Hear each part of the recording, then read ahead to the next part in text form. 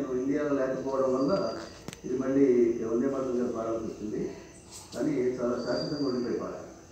రెండవది గద్దర్ గారికి నంది అవార్డు తెచ్చిపెట్టిన పాట, వందే మాతరానికి నంది అవార్డు తెచ్చిపెట్టిన పాట. సో మొదటి సెషన్ ఏంటంటే ఇది వెయిట్తో పాట. దీని శృతి చెప్పండి ఒకసారి. మళ్ళీ పందిరి ఓలే ఓలే చిన్న నమ్మకం ఉంది, అవన్నీ మిస్ అవుతుంది.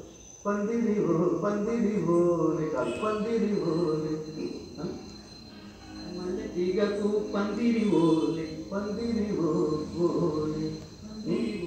ఇదొకటి, అది అది అది గుర్తుపెట్టుకోవాలి. తర్వాత ప్రతి వాక్యానికి నువ్వు చివరి నోరు మూసేస్తున్నావు.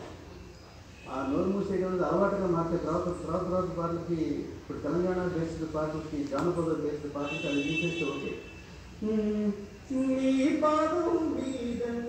నీ పాదం మీద కుసుమతనై చెల్లెమ్మా అని చూసేయకూడదు. చెల్లెమ్మా తోడ పుట్టిన రుణం తీర్చుకుంటానే చెల్లెమ్మా చెల్లెమ్మా అని చూసేయకూడదు.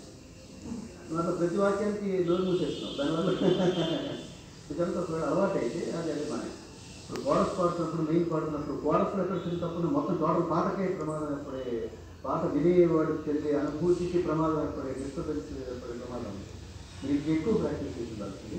కానీ ఓవరాల్గా పాట ఎక్కువ గొడవలు మంచి గాత్రం ఇస్తారు. ఈ గాత్రంలో ఏమి సమస్య లేదు, మంచి శృతి ఉంది, చక్కగా పాడుతున్నాం. కాకపోతే గల్లగల్ గారు చెప్పినట్టు మనకి దేవుడిచ్చిన గాత్రం అనేది పుట్టుకతో ఉంటుంది. శృతి అనేది అందరికీ రాదు. కొన్ని కోట్లు ఇచ్చిన ఏ డాక్టర్ శృతి పెట్టలేదు. అలాంటి శృతి దేవుడు ఇస్తాడు. ఆ దేవుడు ఇచ్చిన శృతి ఉంటుంది.